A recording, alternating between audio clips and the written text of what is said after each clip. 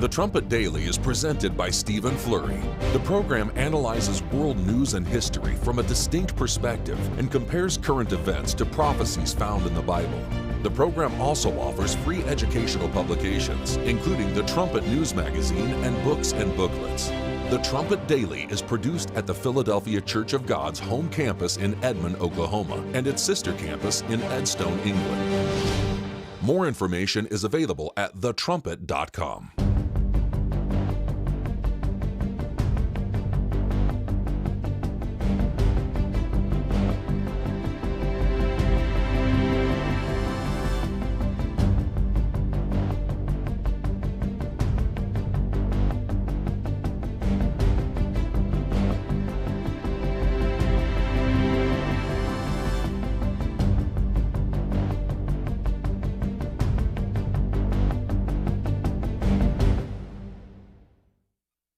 The Trumpet Daily program begins right now. Today's world news, what it means, where it's taking us. By bringing you the one and only possible message of world peace. This is a message of hope, tremendous hope. And he said unto me, you must prophesy again. The Trumpet Daily program begins right now. The other big decision, of course, on birthright citizenship, a much more fractured decision, but a loss for the Trump White House as the court decided that what the 14th Amendment meant as it was written means that this is the bottom line. If you were born here in the U.S., regardless of your parents' legal status, you are a U.S. citizen. Justice Alito, Justice Thomas, Justice Gorsuch, all writing very full-throated dissents to this. Justice Alito saying you've created not only a national security issue, but also one in which you are going to be creating an incentive for more people to come to this country illegally, have children, and make sure they have citizenship for life. The president vowing to do something on Capitol Hill, and the speaker is saying there is a possibility they get something done. He knows it'll be a heavy lift, an uphill battle, but it looks like that fight now over birthright citizenship turns here to Capitol Hill. We need to address the issue as quickly and as efficiently as we can. I just saw an excerpt from the great Justice Clarence Thomas, who said that at the original drafting of that language, it was meant to really value and enhance citizenship, and now it's being used to devalue citizenship. I think it's a pretty good way to summarize it. I'm with Clarence Thomas. I'm with the president. I think the court made the wrong decision. Well, King Charles has betrayed the Commonwealth and should be dethroned immediately. The monarch is meant to be the defender of the faith, one faith only. Yet I wonder, which faith is that to him? Buckingham Palace has changed the definition of his role according to the annual financial review of the royal household, which contains fresh terminology. Now, his updated role says His Majesty is Supreme Governor of the Church of England and protects the space for faith within the multi-faith nation. You tell me a greater honor on this earth.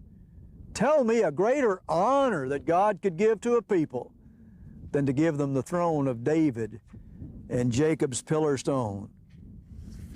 Until we understand that, our problems are going to intensify, and I can guarantee you that on the basis of the prophecies in your own Bible. I can guarantee it. You just follow up on what I'm saying and see if I'm not right. And I can make a positive prophecy on the other side. If we turn to God, those problems are going to begin to disappear. It's really a choice that's up to us. I said to Boeing, what's the best one? They said, this is the best plane ever built, and you're going to have the privilege of flying it, and I have a privilege also of flying it. But this is the first flight. We're going to the Teddy Roosevelt Presidential Library opening, and that'll be very good. That'll be a lot of fun. But I think, you know, to be honest with you, I'm excited about the first flight. It's something nobody's ever seen anything like it. Even you people with all your experience and all of your talent, you will never see anything like this. So they just completed it. They made it appropriate for a president. That means the security and all of the different bells and whistles they put on. Very complex stuff, but it's really quite something. And this is a plane that the United States of America should have. Our Air Force One was 35, 36 years old. And it would be parked next to the new ones like this, and it really didn't look appropriate for our country. So we're very proud of this. The country is very proud of it. And you can do two things. You can low-key it, or you can show it. And I think the country should be very proud of it. And it's beautiful, and you'll see that in a little while when you board. So what did Christ prophesy about the times of the Gentiles? Let's take a look at that. Luke 21 and verse 22. For these be the days of vengeance, that all things which are written may be fulfilled. Here's a monumental, staggering statement. All this prophecy, and 90% of it is for today. It's all being fulfilled, and you can see it before your eyes. You can see it, and you can see exactly what Jesus Christ prophesied. Ephraim and Manasseh just inviting invasion. You see it. You see it every day. The king in Ephraim, he's now a defender of the faiths, plural, because, well, Ephraim, or Britain, is multicultural. They are just inviting the world in. And here in the States, yesterday, you had the Supreme Court ruling, birthright citizenship. Just make it to America if you're 8.5 months pregnant. Give birth here, and bam, you've got a citizen, a U.S. citizen. A 5-4 decision. Meanwhile, President Trump, he couldn't be happier flying the maiden flight aboard the Qatari jet. My father in that last clip there, talking about entering into the times of the Gentiles. That's where we are. That's where we are. The earlier clip from 1996, he was talking about Britain letting go of the stone of destiny. And he said if they did that, which they did, this is another anniversary year, by the way, 30 years since Britain just said goodbye to their history, goodbye to the stone, goodbye to the stone of destiny. And my father at the time said it's not going to go well for Britain from here on out. And then he said in 2017, when God moved the stone, when a spiritual move, a new throne, a new stone, he said after that, it's going to get much, much worse for the once great Britain. So much to get to on today's show. You're listening to Stephen Flurry. This is the Trumpet Daily, and we are back in our comfortable studio here in Edmond, Oklahoma, after a late night last night with Celtic Throne performing in Fort Myers, Florida. We've got some feedback lined up, not from Fort Myers, but from the Miami show. I think that was maybe a week ago. So lots of excited people as they stood on their feet there at the end. And it was a smaller crowd, but one that was very, very excited, as I say. So, and the tour continues for, another week and a half, I think it is. The final performance of the tour, by the way, is right here in Edmond, Oklahoma on July 12th, I believe it is. So you can go to CelticThrone.com to get all of the details on the remaining shows in St. Petersburg, I think, in Florida, of course, Pensacola. I forget the other place. I know there's a place in Louisiana before they make their way back home here to Edmond.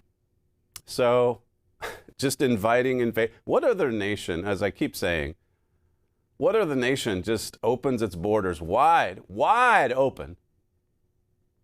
Imagine Japan saying, listen, if you take a vacation to Tokyo as Americans, and your wife is 8.5 months pregnant, if she gives birth here, then you've got Japanese citizenship for life.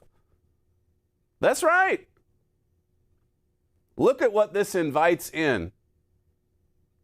And you've got people on the court like Amy Coney Barrett, appointed by President Trump. And she's siding with the radicals. And the radicals in the media, they love it. In fact, the only thing they're upset about is that how could this possibly be a 5-4 ruling? Everybody should be voting for the fact that just bring your babies into the country, or rather have them in this country, and everything is set. What a disastrous ruling. I keep saying about the curses that are setting in. It identifies who Israel is in these last days. It sure does. God warned Israel anciently and said, if you invite foreigners in, you're going to bring in all of their customs, their culture, and yes, their religion. And pretty soon you're going to have to be a defender not of your faith. You're going to have to defend faiths, plural. And of course, those plural faiths, they love King Charles. Oh, yes. Defending the faiths.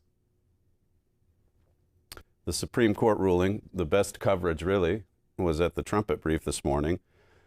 It says it struck down President Trump's birthright citizenship order this week. This guarantees citizenship to every child born on U.S. soil, no matter how briefly or unlawfully the parents are here. So they twist and distort the 14th Amendment, and voila, you've got all of these foreigners, beginning with the birth, paid for by U.S. taxpayers, and then you've got a permanent resident, a citizen, that can draw on all the other welfare programs that the U.S. has to dole out. It says here, illegal border crossers, overstayed visas, birth tourists, flying in from Beijing to deliver and fly home. All of it produces an American citizen. Isn't that wonderful?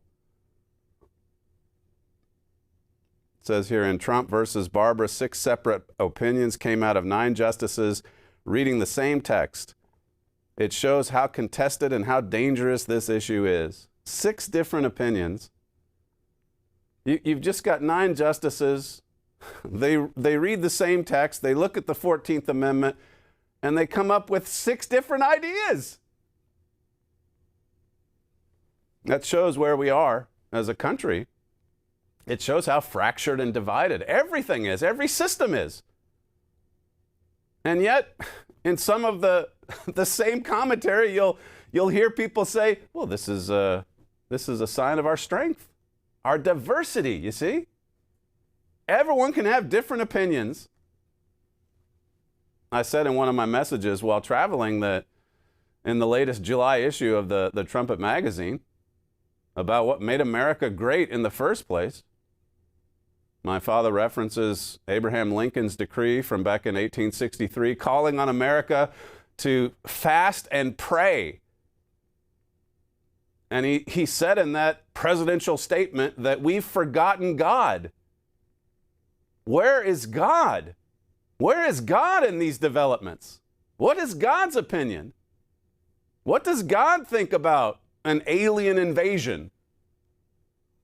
Well, he has something to say, but nobody cares. We just have our different opinions. Every man is doing what seems right in his own eyes. Judges 21, verse 25. Proverbs 14 and verse 12. It's a free-for-all.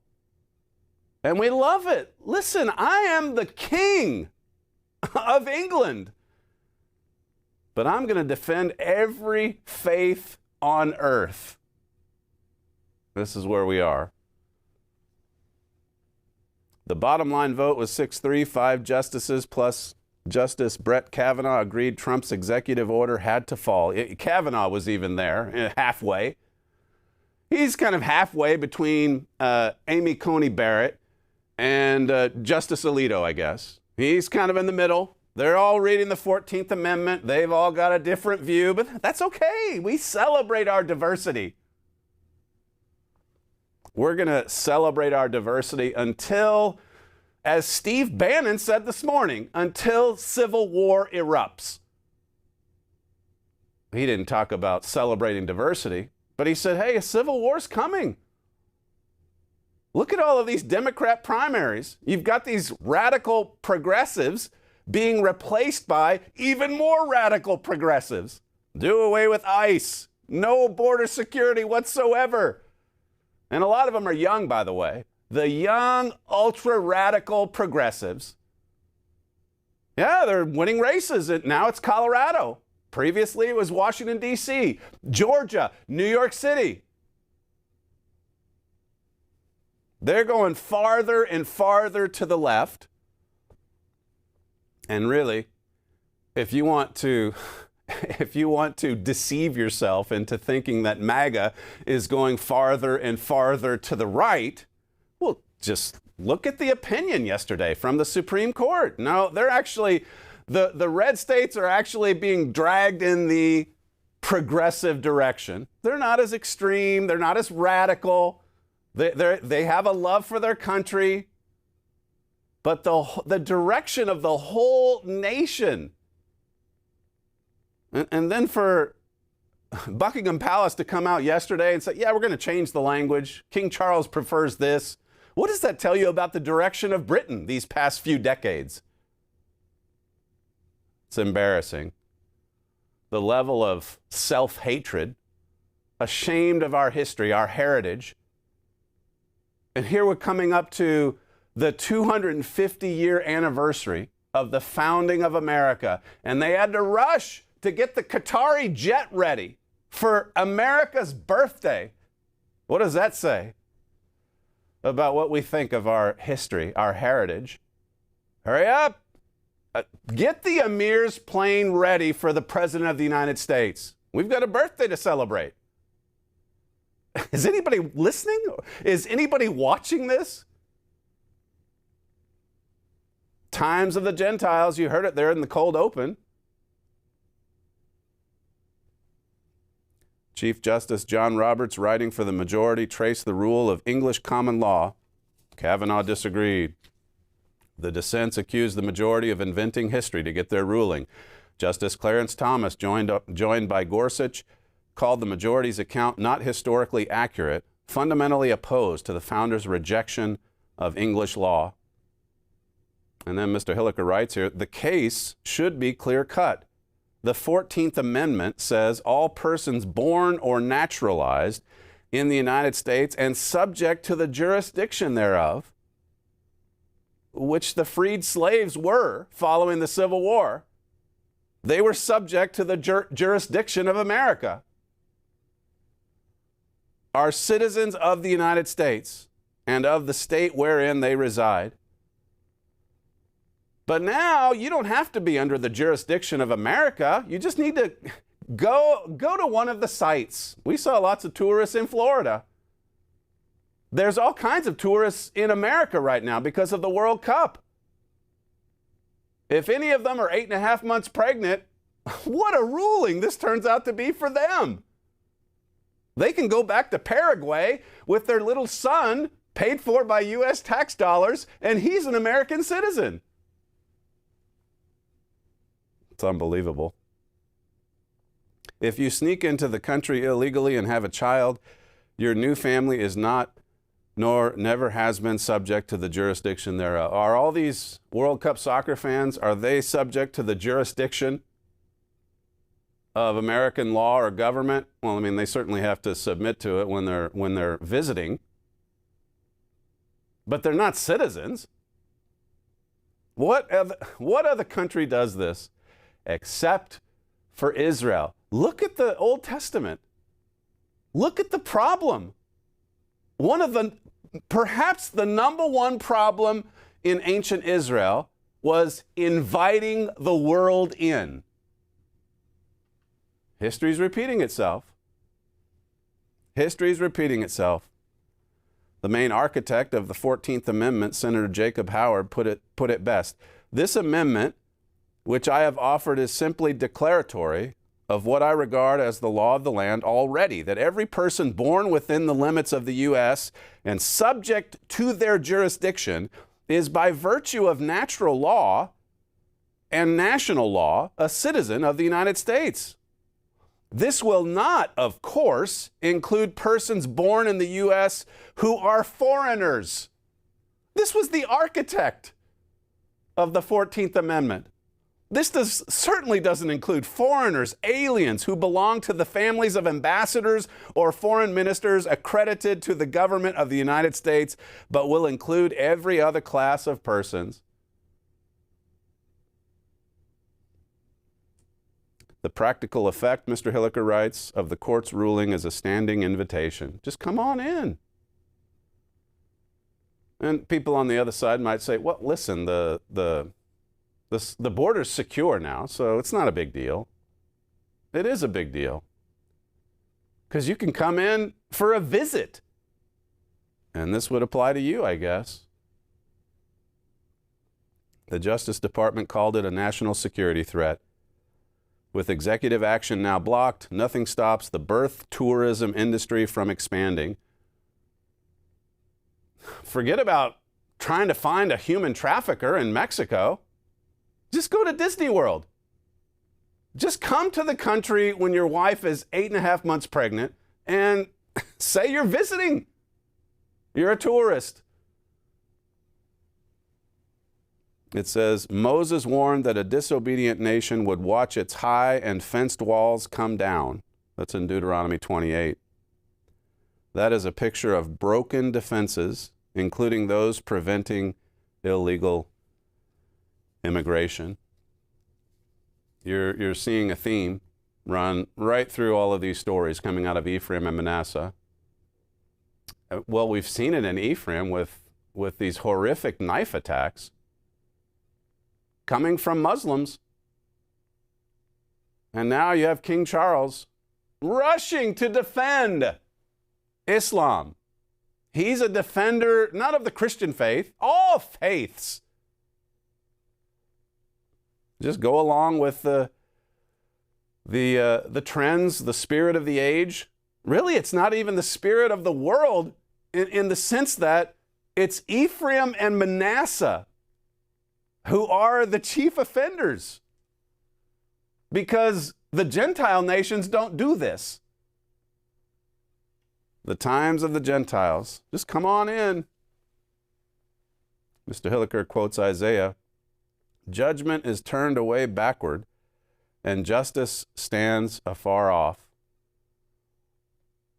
And so, again, this doesn't negate the prophecy in Amos 7 about the kingdom's court. That court has helped Jeroboam. But the sickness is still there from Jeroboam on down. And that's becoming more evident every day, isn't it? Of course it is. The whole head is sick.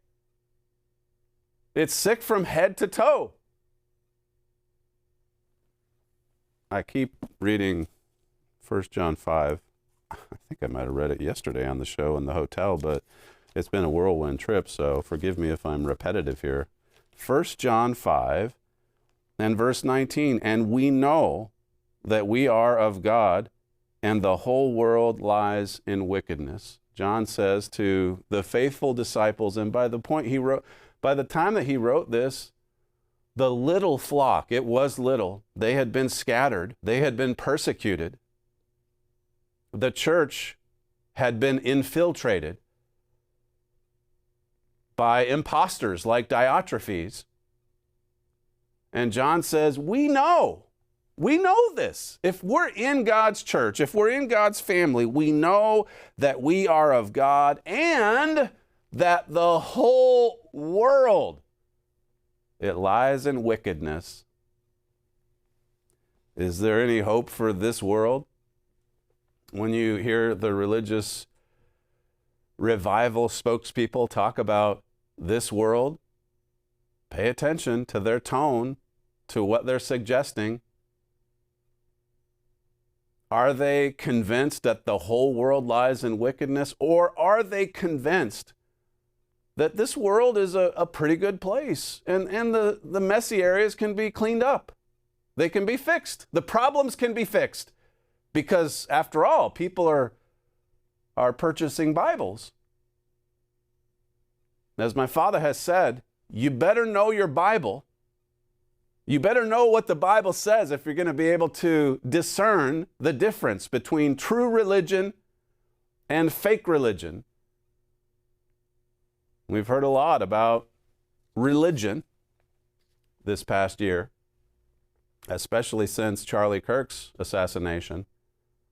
100,000 people turned out for his memorial service, including the President of the United States of America. And many were convinced coming out of that America has awakened. We're in the midst of, maybe it's another Reformation, and maybe this time everything gets fixed. Everyone turns to God. My father, in the No Freedom Without Law book, he wrote that 26, 27 years ago. He explains in that booklet how our sins have led to the corruption that we're seeing today. Judges and the courts. 6 different opinions. Nobody's commenting on that. They're just commenting on, well, 5-4, and it's a terrible decision. Or in the case of the radical left, oh, we barely got it through. Thankfully, the nation was saved. But 6 different opinions. You look at No Freedom Without Law.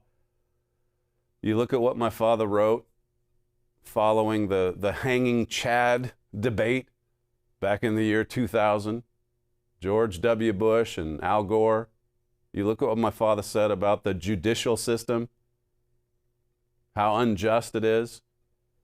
And then you add to that America Under Attack more recently. Great Again. I mentioned that book last week. Tomorrow's News Today. I mean, we've been right on top of it. God's perspective, God's view. What does God think about Ephraim and Manasseh inviting an invasion? What does God think about this? Our people don't think much of it. I guess we think it's wonderful. People might scream a little bit if, they see the news that someone was knifed to death by a foreigner who shouldn't have been in the UK in the first place. But then, it dies down and everything returns to normal. And a few weeks later, the King of Britain says he's the defender of the faiths. Plural. Here's more from Sky News, clip 2. To me, this is appalling. So the monarch is apparently now someone who safeguards all religions throughout the nation and across Britain's diverse religious landscape. Yes, that old chestnut. Diversity is our strength, apparently. How well has that gone for the West? Changing the definition of the Christian faith, one faith, to say some ridiculous fantasy about multi-faith nations is a betrayal in my view. A betrayal of the oath he took on the day of his coronation when he took the titles of Defender of the Faith and Supreme Governor of the Church of England. The monarchy has been the defender of the faith for over 500 years, and the king has just thrown it all away with the tick of a pen. I mean, sure, there may be different faiths within the UK, but fundamentally it is a Christian nation. She's completely right. Centuries of tradition, Bible-based tradition in many cases. Yeah, it's just shoved aside with the pen prick, just a little pen. And suddenly everything changes. A betrayal of the oath that he took on the day of his coronation. And what did my father say in the New Throne of David book? Well, the quotes. They're in my notes later, but we'll move along. This is clip 3, also from Sky News. And so now we have a king that's more interested in virtue signaling and being a king of the faiths when no one else asked him to be that.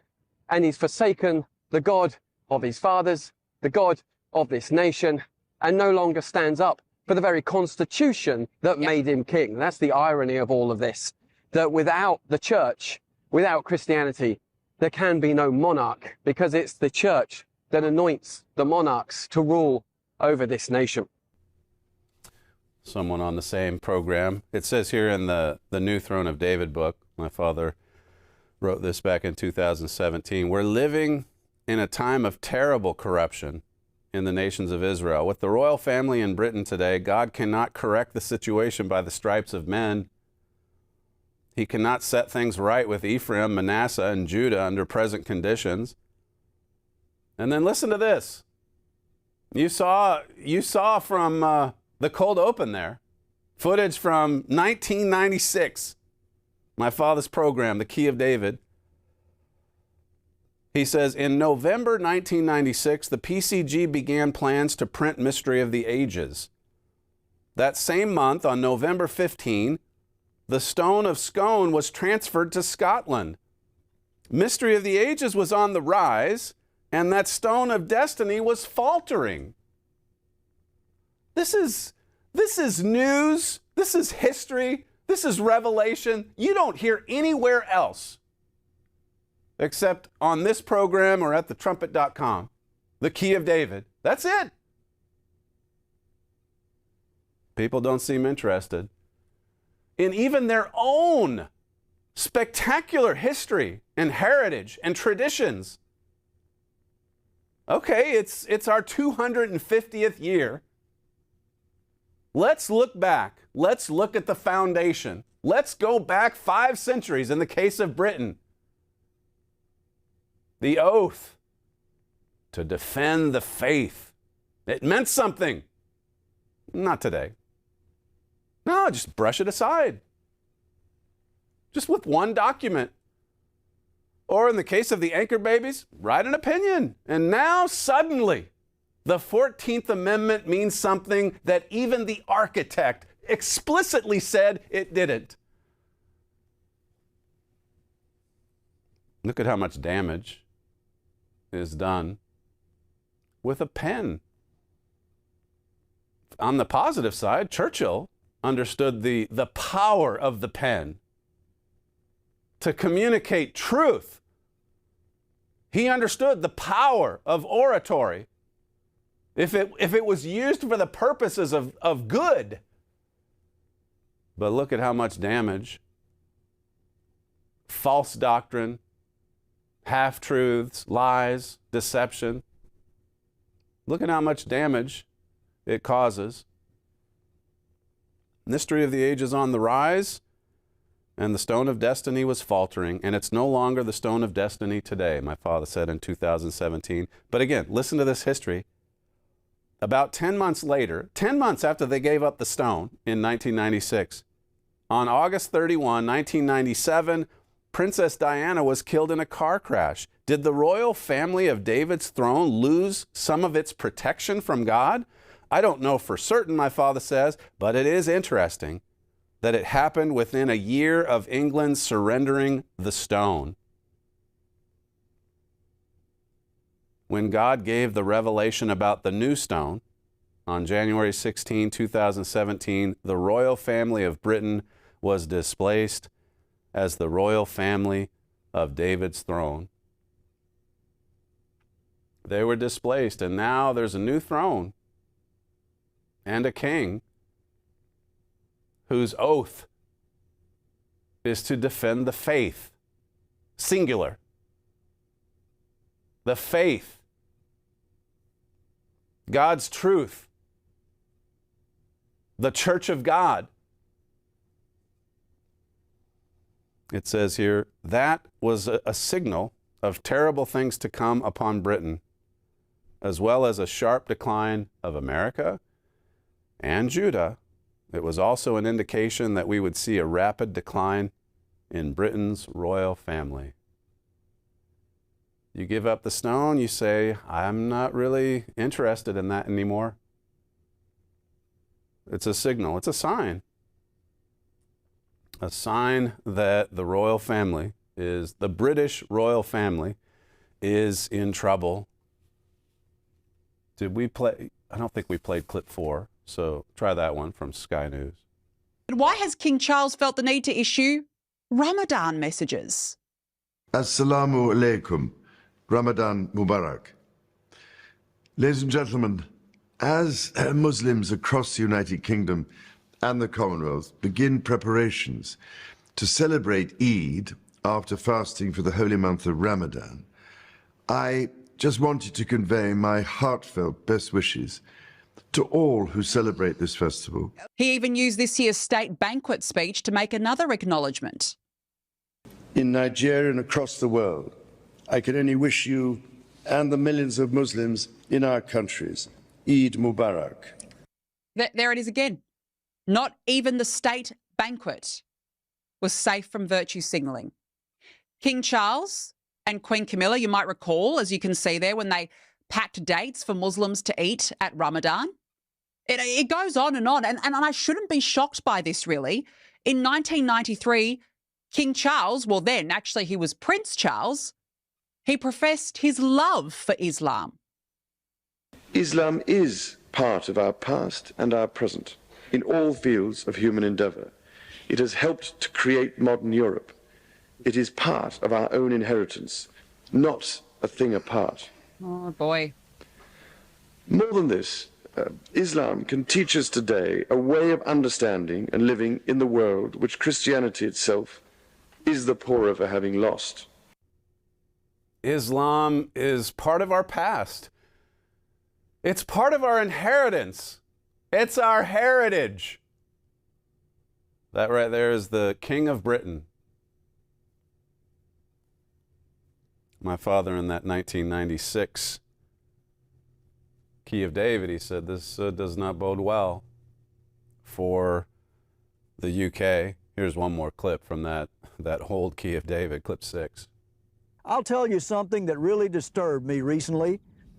When I noticed that God calls Israel evil in this end time, I thought about it more deeply when I thought about the throne of David, and I realized what God is saying more profoundly, I think, than ever before. Because God hasn't given the throne of David or the Jacob's pillar stone to the Gentiles. He's given them to Israel. And they've turned away and act like they're ashamed of God. They don't even want Jacob's pillar stone inscribed on that stone anymore. And I know that God is wrathful about that. And I can understand why. Why is it that Israel will not take advantage of these wonderful, inspiring opportunities? Why must they have such contempt for the living God? Something to think about. After all, we have many problems today. Why? There is a reason why. There is a cause and there is an effect. And it all gets back to the throne of David and to this wonderful stone that's being discussed in the news today. And I tell you, most people don't understand what they're talking about because if they did, they'd know this is their relationship with God, whether it's good or bad or indifferent or whatever. This is it. We need to play that entire show. The British people need to know that there are serious consequences for rejecting the throne of David. And you know what? The American people need to know as well that there are serious consequences for rejecting the throne of David. This was Jeroboam's chief sin back in the Old Testament. He broke free from the throne of David. He erected his own system of religion and pagan holidays, customs, traditions, the traditions of men. He did everything in his power to prevent Israelites from returning to the throne of David. And there are serious consequences for that. You look back at 1 Samuel 8,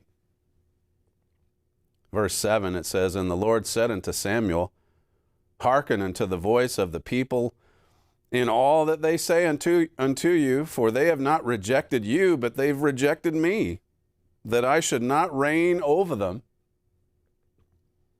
Israel wanted a ruler, a king, just like all the other foreign nations.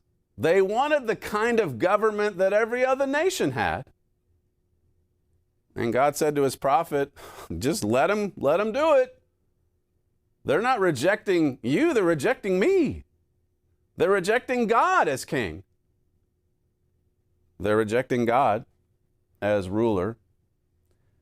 Verse 8, well, just back up to verse 7. It says, and the Lord said to Samuel, hearken unto, well, I read that. Verse 8 says, according to all the works which they have done since the day that I brought them out of Egypt, even unto this day, wherewith they have forsaken me and served other gods. Oh, you mean other religions? They got to a point where they said, hey, listen, we want to defend other gods as well. We want to be the defenders of faiths, plural. Other gods, other religions, other idols, other traditions. Just invite it all in. They did that. It says here, so they also did unto you. Now therefore, verse 9, hearken unto their voice, howbeit yet protest solemnly unto them, and show them the manner of the king that shall reign over them. Let them do it, but, warn them. Tell them what will happen when you put your trust in human government. When you put your trust in other gods, other kings. And it goes through many of the curses that would set in the next several verses. And down in verse 18 it says, and you shall cry out in that day because of your king, which you shall have chosen you, and the Lord will not hear you in that day. You'll cry out. Eventually you'll come to a point where you cry out and say, this is horrible. This is terrible. This is oppressive. This is not a just government. This is not a just judicial system. This is not a righteous king. You'll cry out, and God will not listen. God will not hear you. God warned you. God told you where this was leading. You better hang on to God's throne, or else a lot of bad things are going to happen. My father gave a show in 2023 about the times of the Gentiles. This was just 3 years ago. Play clip 9. Well, notice what he says in verse 24. And they shall fall by the edge of the sword, and shall be led away captive into all nations, and Jerusalem shall be trodden down of the Gentiles until the times of the Gentiles be fulfilled. Now, nations, it talks about, are going to be destroyed. Does that give us reason to want to look into this and prove it to ourselves? And you can prove it.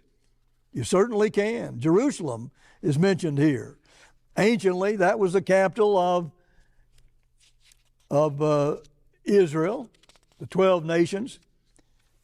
Today, God is focusing on 3 of them.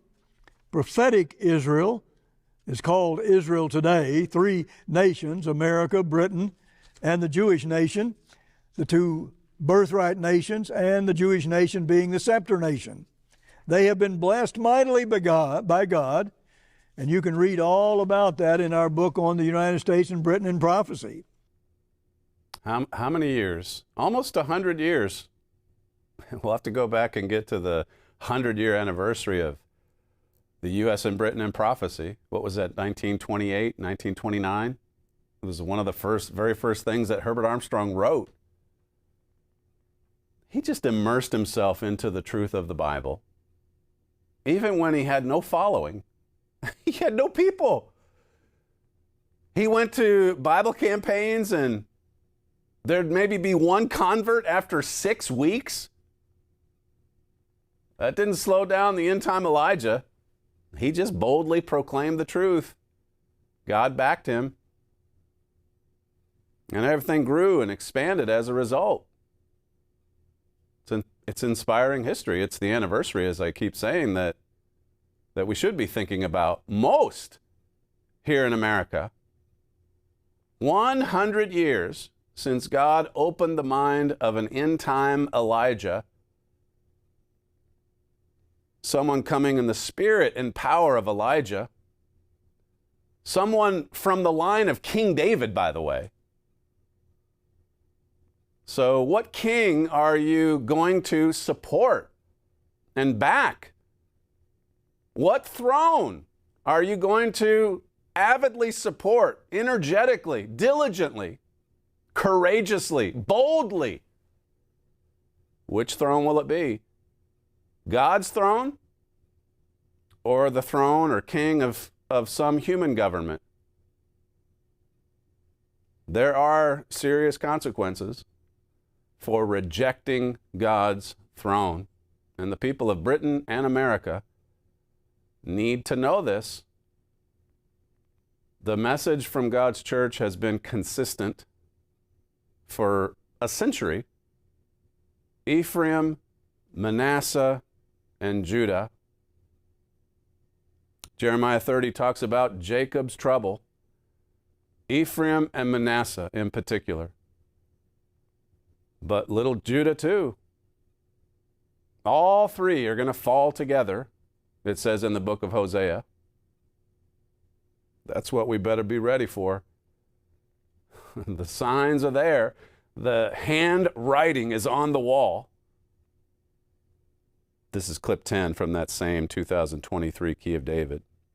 We're certainly deep into the times of the Gentiles already. You can see it happening out there.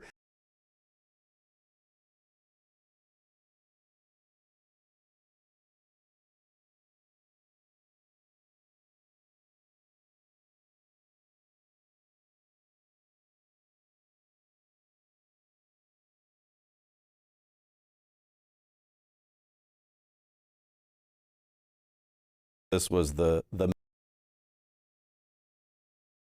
in clip 16.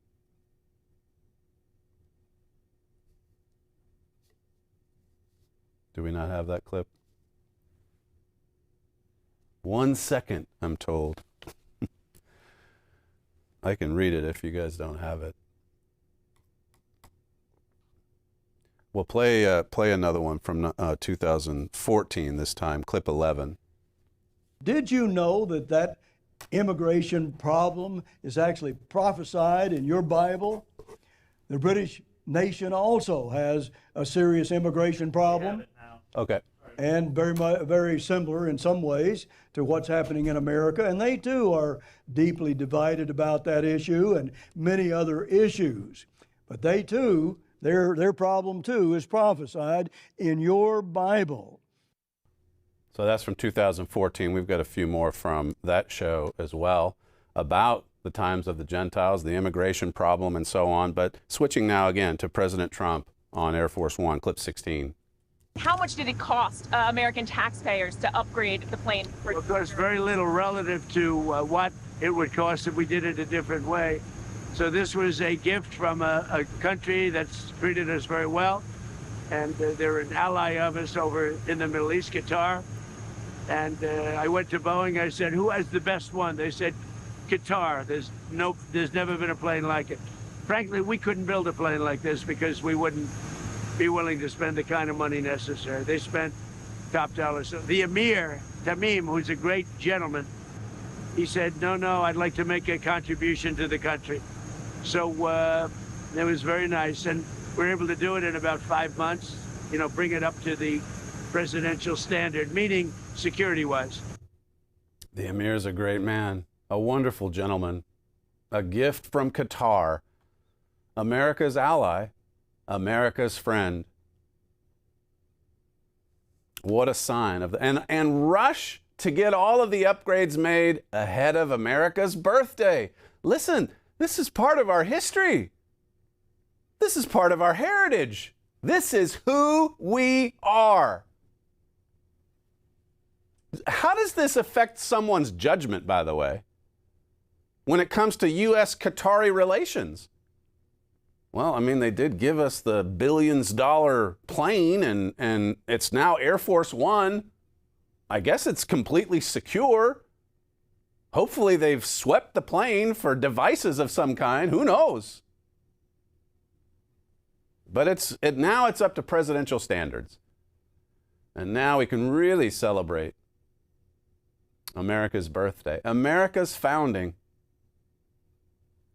He did it, the Emir did it as a goodwill gesture. He wants to give a gift to America. How dangerous is this direction that Ephraim, Manasseh, and Judah, to a lesser extent, because at least they'll fight against these Gentile invaders. At least they work, well, I was going to say they work to secure their border, but there's a lot of infiltrators within Judah as well. That's the truth. The city of Jerusalem is pretty much divided, half and half. What is it about Israel, the nations of Israel, that just says, you know what? Anyone and everyone can come on in. We will invite the whole world. And then once you're here, we'll defend you. You have a baby here, we'll defend that baby. We'll pay for that baby. We'll put that baby on welfare. That baby can vote when it's 18. That baby can help select mayors in U.S. cities. The King of Britain, defending all faiths. Little England, that's where we are. That's what, coming out of World War II, that's what the great British Empire chose. We just want to be little Englanders. And if you want to invite the whole world in, that's fine. Hopefully it won't disrupt our community at all. Hopefully it won't affect trends or our culture or what we celebrate. That clip, by the way, from Prince Charles at the time, 1993, when he was saying all of that. And then 1996, give up the stone, we don't need it. And then 1997, it started going downhill fast for the British royal family and for Britain. And for America too. God's work, God's church has been proclaiming this message for nearly a century, and we're seeing it happen. And it's accelerating our downfall. And like Mr. Armstrong said in U.S. and Britain, the higher up you go,